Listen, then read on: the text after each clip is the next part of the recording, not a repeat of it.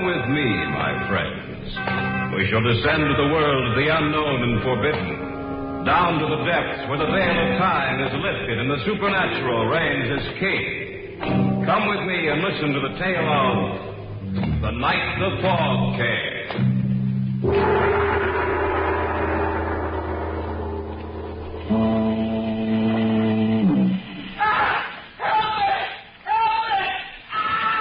It came from our right. We better take a look. Come on. We're getting close to the lake. Only this fog. Wait a minute. There. Right there. Let's take a look. I hope he's all right.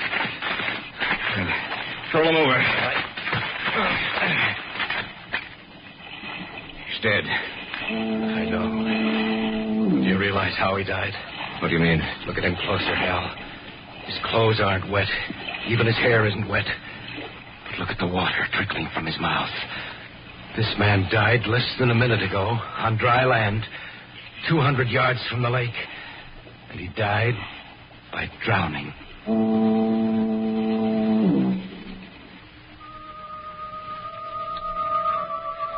If the theory of evolution is correct, then there is a connection between the minute organisms which are found to be living in water and life as we know it today. But what connection with us did those things have which came from out of the fog? What connection with human life did those horrible creatures who came from the depths have? And what is their purpose? Why did they suddenly appear and destroy, then vanish as suddenly as they had come? I shall tell you as much as I know about it. Listen to the tale of The Night the Fog Came. The first inkling of their existence came to us as we were going through some routine research. I dropped over to the lab to see Hal. Harold Enroth was perhaps one of the foremost men in his field. Our friendship stretched back for many years. I'd been away for a while, and so I dropped in at the lab to see him one morning. Jeff, you old dog, you're a sight for sore eyes. How are things going, Hal? Fine, couldn't be better. How'd you like your vacation? I can't wait till next year. I hated to come back. You know, Jeff, I'm glad you dropped in. I have a little problem. Oh? What is it, money? No, not that. Here, I'll show you. Pull those blinds, will you? Sure. Yeah, that's fine. There you are. I have a specimen here on the slide. I want you to take a look at it. Go ahead. Turn the projector on. All right. There. What do you think of that? I don't know. It looks like some form of water life. But I don't think I've ever seen it before. This has been enlarged 100 times. There's no use trying to recognize what it is. It's a form of water life completely unknown to us. A new form of life. Where did you get this? It's a specimen of water one of our field researchers took from the westernmost tip of Lake Superior, somewhere near the Wisconsin-Minnesota border. Have you contacted anyone else about it? No. Why not? Well, it's... Come on. Don't try to avoid telling me, Hal. We know each other too well for that. All right. Listen to me, Jeff. All right. Everything I say is fact. I've conducted countless tests to discover what I do know about this form of life. That thing is able to reproduce itself. A Hydra type? Possibly. That's beside the point right now. What's more important, all trace of the other organisms in that drop of water has disappeared. Are you serious? Of course I am. And another thing. There was a little mist hovering above what was left of the water. A mist? That's what I call it. Something like fog. Why, that's impossible. No, it's not. I know that when the water evaporated, it should have been dispersed into the air. Eventually it was, but not for several hours. Oh, I'm sorry, Hal. I still can't. Here, I'll show you. We have a little of the water left. It's over here in this jar. You can see for yourself. Well, it looks just like ordinary water. I know it does. But believe me when I say it isn't. Now, it'll take just about 3 minutes.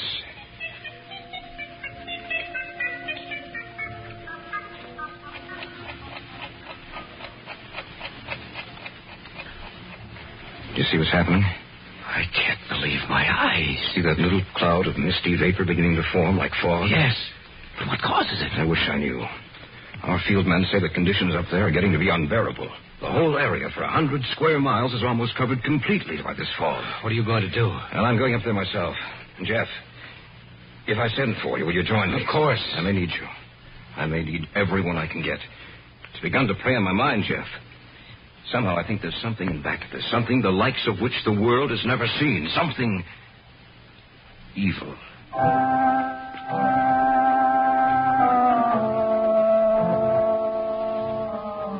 Hal went up there the afternoon of the morning I had seen him. At first, he wrote that the reports had been exaggerated. Then he discovered that all traces of the new form of life had disappeared. He decided to return. I was quite glad to get that letter from Hal. Before he had gone up there, he had been quite worried. The only thing I couldn't understand was what had become of the new water life form. The day before he was to return to the city... Hello? Jeff, this is Hal. Where are you? I thought you... I had them put me through direct to you, Jeff. I need your assistance. What's the matter? I've already called Arnold Simpson and Jack Rackle. They've agreed to come. I need you too, Jeff, just as soon as you can possibly make it. Don't worry, Hal. I'll be there. Remember, as soon as you can possibly make it.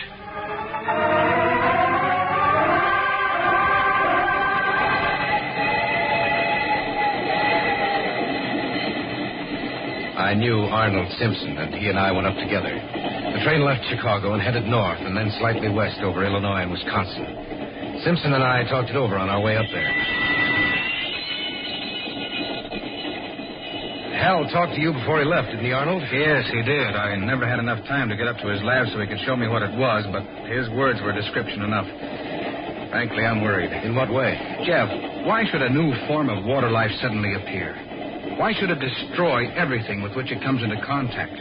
And why should the mist or the fog appear to be so dense and heavy? I don't know. That's just the trouble. We don't know.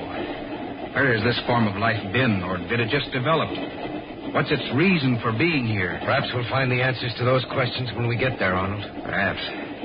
But I'm convinced of this much, Jeff. Whatever it is, whatever that fog is hiding, poses a new problem for us. A problem which may be unsolvable, and which could very well destroy the human race.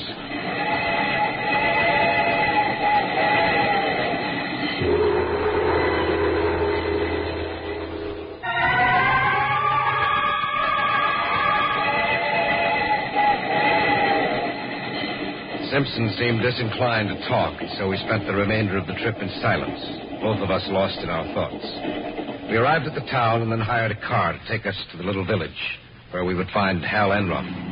The closer we came to our final destination, the darker the sky became, and the air was heavy with a mist which was both damp and clammy. It was an old rickety car, and the roads were little better than the ground on either side of it. The car stopped a few hundred feet from our destination. You gotta walk the rest of the way. You said you'd drive us all the way. Look, mister, I come farther than I was going to in the first place. I ain't no mood to go into the woods up there. If you're going to go, then you're walking. Jeff, can't you do something? I don't think so. Here's your pay. Thanks. Let's go, Arnold. It could be worse, Arnold. I suppose so. He seemed genuinely afraid. Aren't you? A little. Hey, we must be pretty close to the lake. I've never seen the fog this thick. It's unnatural.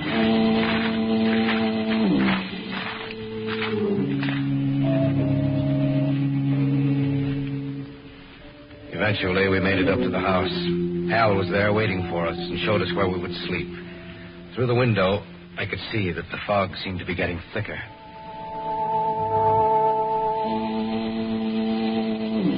That's an eerie, lonely sound. You get used to it after you've been here for a while. Hal, you wrote me that this fog, the new form of life, had disappeared. It had.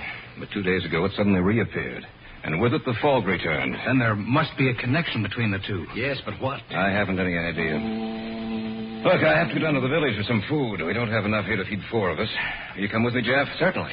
I'll be right back, Arnold. It's only about a mile away near the lake. Go ahead. That trip made me tired. I think I'll take a nap.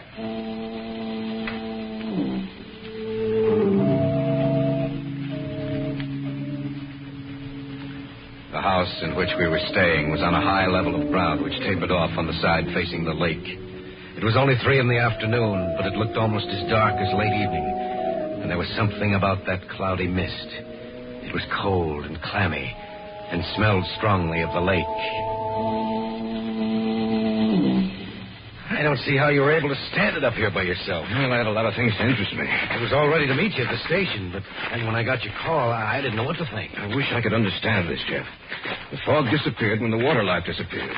When signs of this strange new form of life showed again, the fog came back. Why? Maybe we can find the answer to that. I hope so. It's me the sound of that foghorn does get on your nerves. Yes, I can imagine it would. You know, if this were a clear day, you could see the village from here. Oh? Actually, it's just a tiny resort town for fishermen and hunters. And it's located right on the westernmost tip of the lake. Imagine it must... It came from our right. We'd better take a look. Come on. We're getting close to the lake. If only this fog... Wait a minute. There, right there. Let's take a look. I hope he's all right. All right. Roll him over. Okay. He's dead. I know. But do you realize how he died? What do you mean? Look at him closer, Hal. His clothes aren't wet. Even his hair isn't wet. But look at the water trickling from his mouth. This man died less than a minute ago on dry land, 200 yards from the lake. And he died by drowning. That's not possible. Are you sure he drowned? There must be a doctor down at the village. Let's take him down there and see what the doctor says. Only I'm sure he'll agree with me.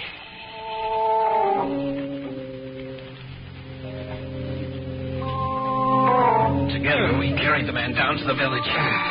Luckily for us, he was of slight build, but not too heavy. It took us almost half an hour to get him down there. When we finally did arrive, it took another few minutes to locate the doctor. What do you think, Doctor? Get them out. All right. Will you please wait outside? The doctor can't work with you in here. He's just like all the others, ain't he, Doc? Please wait outside. Thank you. What did he mean by he's just like all the others, Doctor? Just what he said. Ever since this fog has settled down again, 5 people have died. All in the same way? Yes. You mean by drowning? That's right. I can't understand how this man we found could die by drowning when he wasn't in the water. You know, he reached him about a minute after he screamed. How could he drown? Professor Enroth, I've been asking myself that same question about all the others. I've been almost half insane these past 2 days trying to find the solution. Dr. Craig, this fog, has it always been like this in the area? No. Not until about 2 months ago. Which coincides with the time we first discovered that new form of water life. What did you say? Nothing, Doctor. We're doing a little research work up here, that's all. If this keeps up, I'm afraid of what might happen. I've never seen anything like it before. The fog, those deaths, how can they be explained? We don't know, Doctor. We just don't know.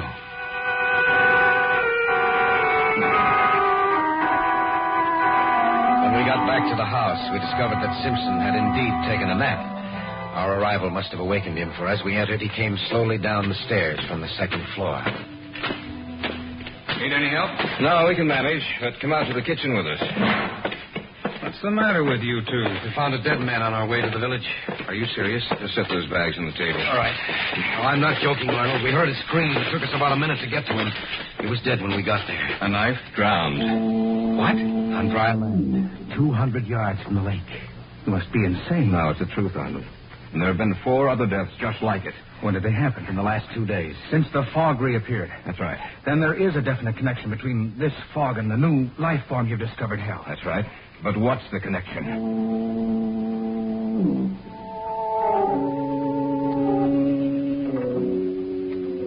We'd gotten back to the house about 6 o'clock. It was about 7 that it happened. Simpson said he was going outside for a minute. He opened the door. I just want to get outside for a minute. Good heavens. What's wrong? Take a look. Fog, it's so thick. I've never seen anything like that before. Shut the door. Some of it's getting inside. It's moving along the floor. Just Shut the door! Did you see it? Yes. The fog. Just like it was alive. Moving like a living thing. Creeping along the floor.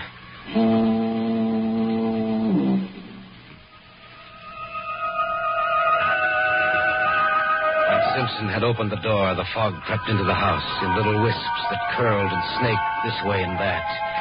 It looked like a thing alive. You saw it, didn't you, Hal? Yes, I saw it. What does it mean? I'm afraid of what it means. You mean you know? I hope I'm wrong, but I'm afraid I'm not. It's just possible that this form of life is developed from something that was present in the water all the time. The great brute animals ruled the world before man appeared and then were destroyed. Eventually, mankind wrested the supremacy of the earth from the other animal and plant life. Perhaps the cycle is to continue. Perhaps, after man, this new form of life.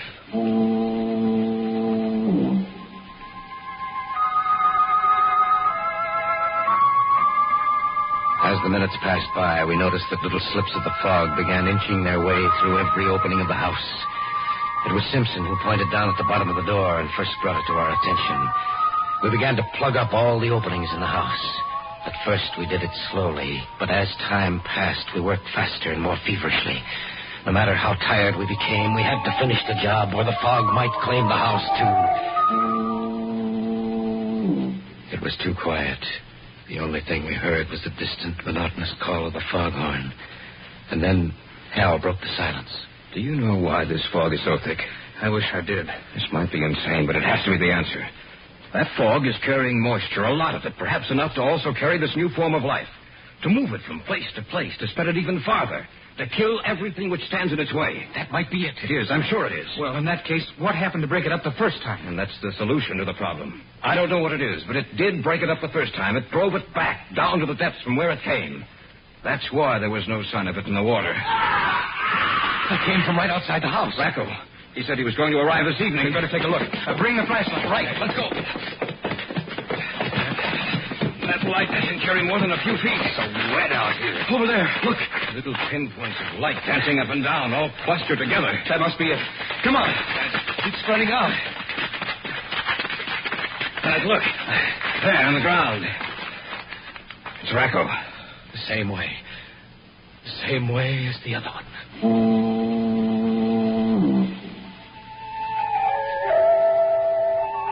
The little specks of dancing luminescence had withdrawn from Racco's body, but now we noticed that there seemed to be more of them. We carried the body back to the house. We'd forgotten to close the door behind us, and some of the fog had gotten inside. It wasn't too bad, however. Little by little, it began to disperse. Look out that window. Yes, I see them. Gathering together with a whole mass, getting larger and larger all the time. Separating like the Hydra. It must be destroyed. Yes, but how? They created the fog. That must be the only way they can travel on land. They must have a basic water carrier. Have you realized what this means? What are you getting at? The area this fog now covers is 100 square miles. Every animal in this area may lose its life. And then what happens? They divide again and again and again. And the area of the fog keeps getting larger all the time. If it isn't stopped now, while we still have a chance, it may never be stopped. And I ask you the same question, Simpson. How? I don't know. Someone's outside. Let him in quickly. They're moving towards the house. Thank goodness. I didn't think I'd make it. It's a miracle that you did. Sit down, Doctor. Thank you. I was out on a call on my way back to town. I noticed how thick the fog was. And then I noticed the animals lying dead in the forest. The smell of their death was in the air.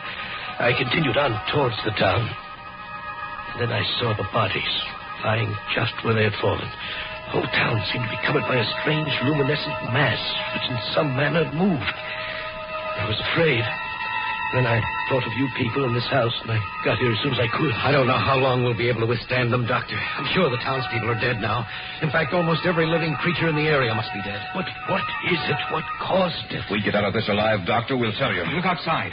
It must have split again. It's twice the size it was. What are we going to do? Look into the doorway. They're getting through. Plug it up. Use some newspaper, clothes, anything with that. Outlet. Constant opening and closing of the door. Listen to the other things we had down there. I think that'll do. Look, the things that did get in. First you see their light, and then they're gone. What happens to them? Perhaps we can't see them. Or perhaps they die. Hal, wait a minute. Your first letters to me mentioned the fact that the mist had been dispersed. What caused it? I don't know. Doctor, you're a native of these parts. Yes. I want you to tell me about anything unusual which happened that day. Well, I don't remember anything about that day particularly. I remember I was quite pleased to see that the fog had lifted. It was a beautiful day. Unseasonably warm.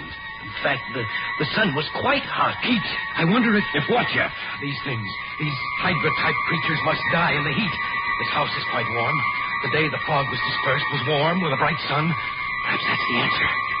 Doctor, is there any fire break around this area? Well, there was one cut through the trees several years ago. Yes. In case of a fire, a bad one, in the heavy timberlands. Everyone was instructed to get into this area. In other words, there's a complete fire break around this entire area. Yes. It comprises about 150 square miles. And that's it. It's the only chance we have. We'll burn out this area and hope it drives them back. There's some oil downstairs. Get it. We'll start the fire here and hope it sets fire to the trees surrounding this house. Be right back. We'll have to make a run for it once this place is on fire. We may not come out of this alive, but we can try.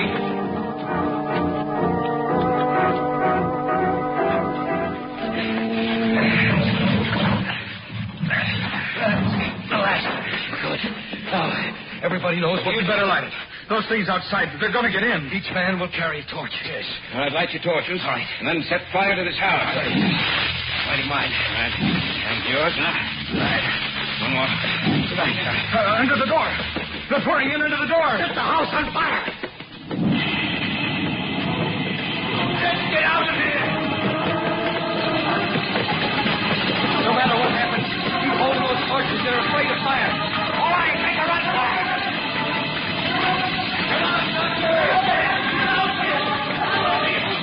Forget him. Come on, run for your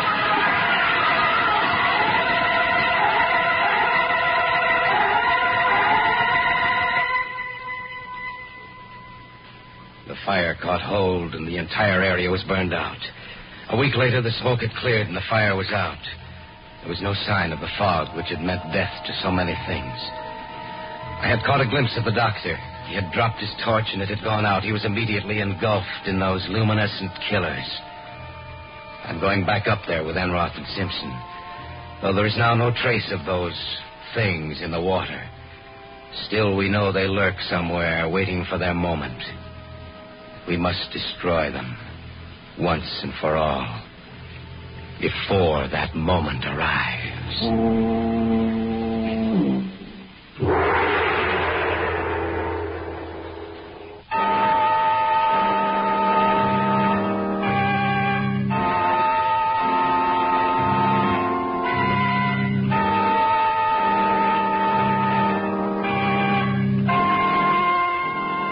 So runs the tale of The Night the Fog Came.